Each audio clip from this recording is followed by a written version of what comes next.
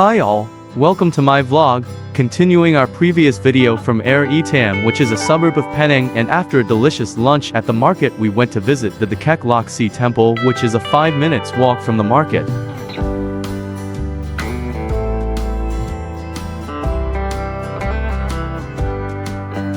The Kek Lok Si Temple is a Buddhist temple within the city of George Town of Penang and located at Ayer Itam. It is the largest Buddhist temple in Malaysia and an important pilgrimage center for Buddhists from Hong Kong, the Philippines, Singapore, and other parts of Southeast Asia.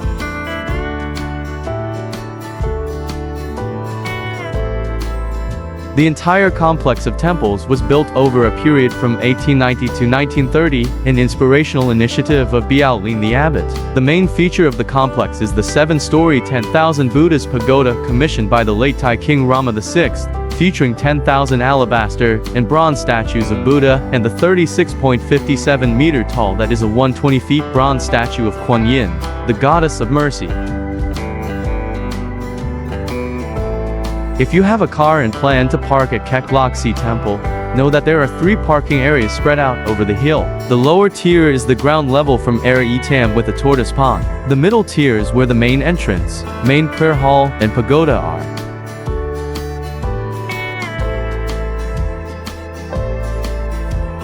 Upon entrance we can see the inclined lift station, which is the first of its kind in Malaysia, can give you a ride from the lower entry point on the road to the temple's midway section, and then can take you up further to the statues at the top of the temple. The ride on the inclined lift costs you 16 Rm for two-way ride. All Malaysian, foreigner and senior citizen have same ticket price, and pets are not allowed here.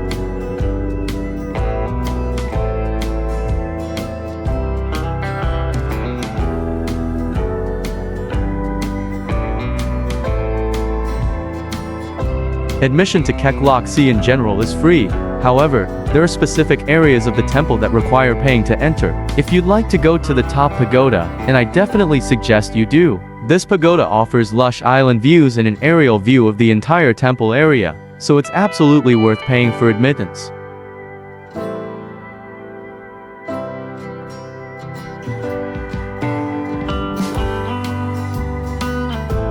Kek Lok Si is open to the public from 8:30 a.m. to 5:30 p.m. I'd suggest arriving early if you want to get photos without people in them, or if you want to soak up the temple's peace and quiet. The temple grounds are large. I spent about 2 hours exploring this largest Buddha temple in Malaysia.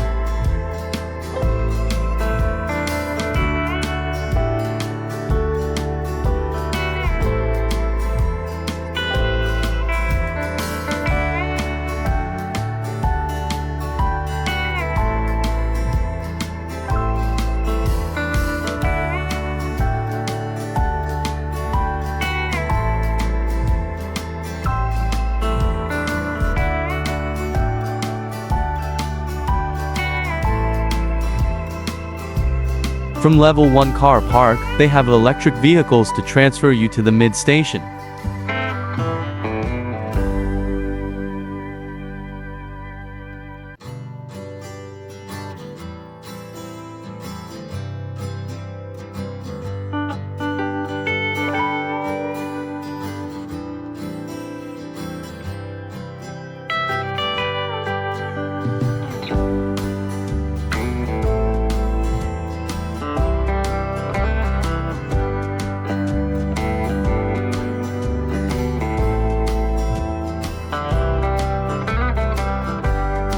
By entering the mid-station, the left side as the inclined lift to the top, and the right side as the prayer hall and other pagodas.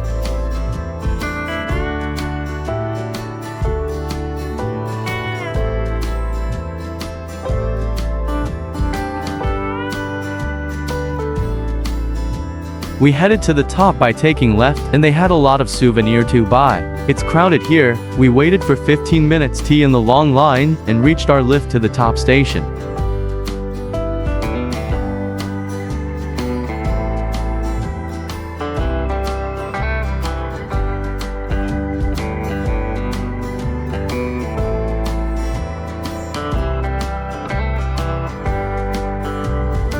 The temple has many options to reach the top. You can also walk to the mid-station by visiting the prayer hall pagodas and can buy tickets at the mid-station to reach the top. But beware that it's quite inclined to walk.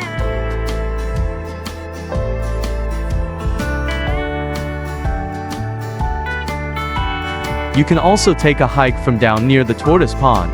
You can see a lot of Buddha statues and pagoda while to hike, which is quite inclined and need more energy to walk.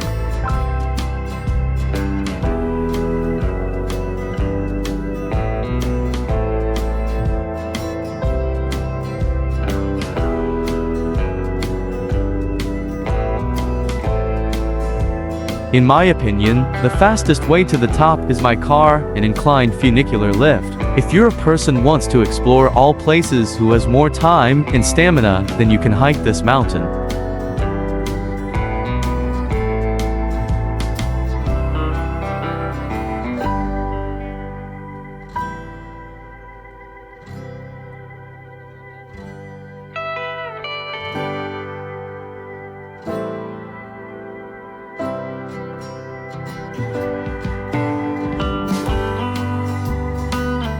The temple is a focal point of festivals of the Chinese community in Penang. The Chinese New Year celebrations are particularly impressive. For 30 days following Chinese New Year, the temple remains open until late at night whilst thousands of lights turn the scenery into a sea of light. During the festival days, the complex is decorated with thousands of lanterns representing donations offered by the devotees.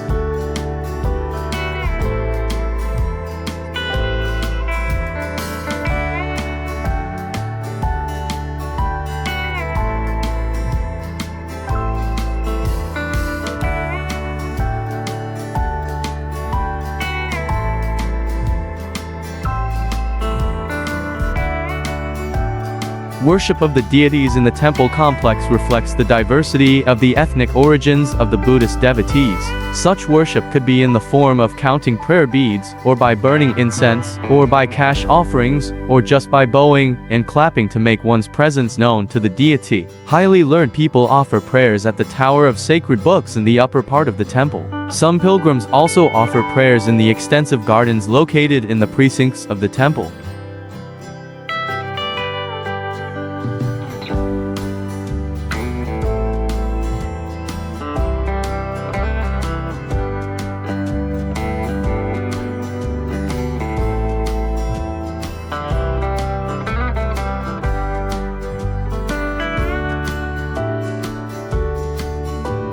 Every animal statue here represents each star signs. The locals here believes to get good life and blessing by touching the respective animal statues of the own star sign.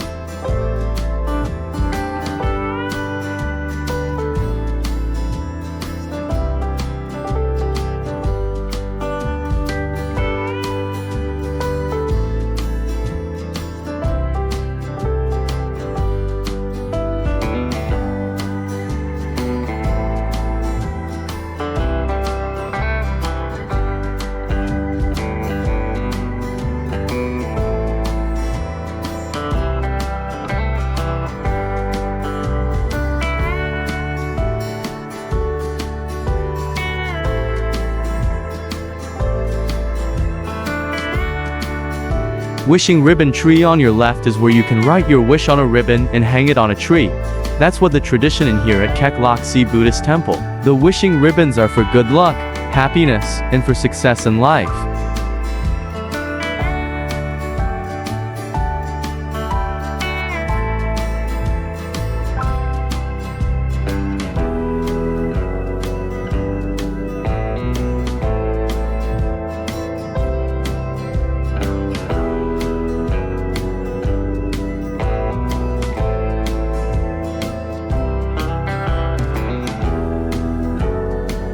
In my opinion, go around Chinese New Year celebrations when the whole temple is decked out in wonderful and colorful lights for a great evening visit.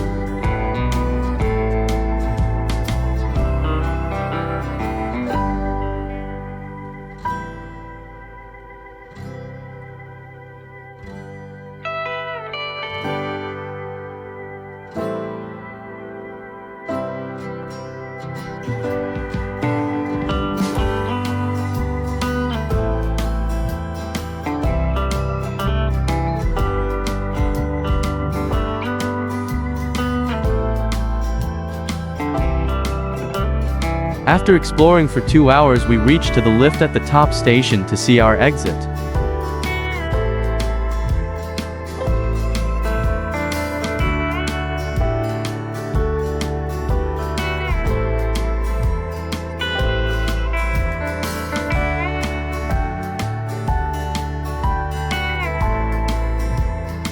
As we got our round-trip tickets, we exited using the way we entered using the inclined lifts.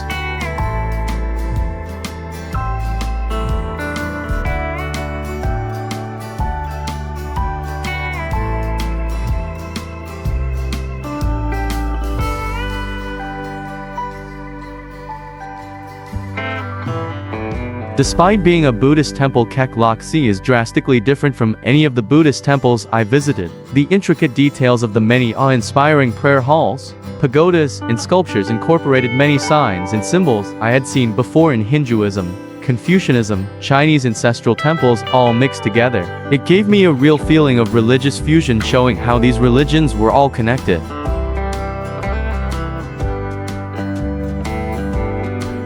In mid-station, head straight from here. You can visit the prayer hall and the 10,000 Buddha pagoda of the temple. Then you can reach the mid-station for you to exit.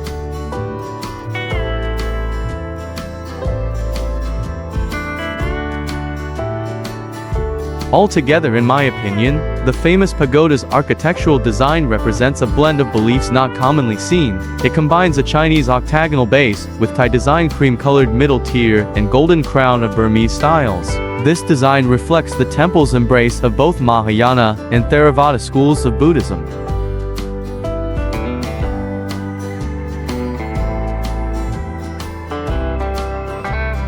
Thousands of small statues of Kuan Yin, the goddess of mercy, line the walls of the prayer halls, and the entire surface of the walls inside the pagoda is adorned with images of Buddhists, bodhisattvas, Chinese gods, and other deities.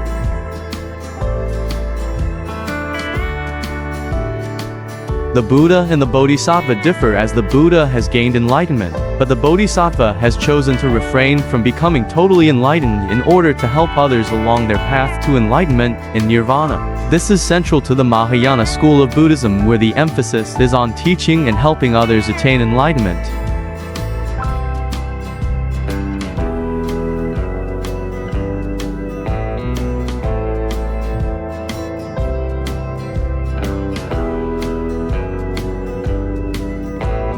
Kek Lok Si Temple combines Mahayana Buddhism and Taoist traditional Chinese rituals in a riotous array of color, sculpture, design, and harmony of both architecture and worshipping activities. It is a truly fascinating, inspiring temple which offered a surprise around every corner.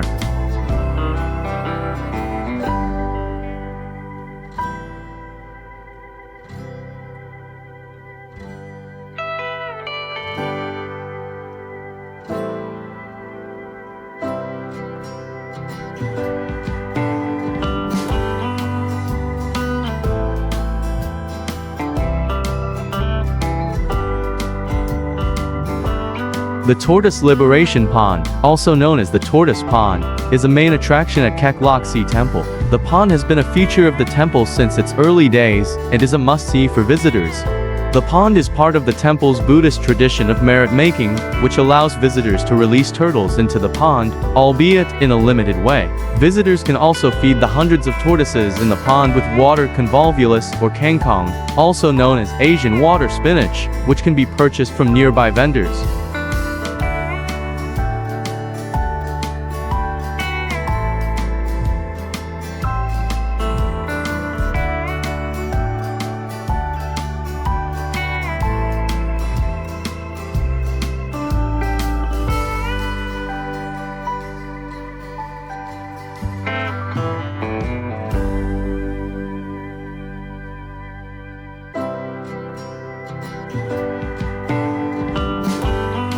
That's end of our vlog at Kek Lok Si Temple. Hope you all liked it. Thanks for watching and subscribe if you like my content.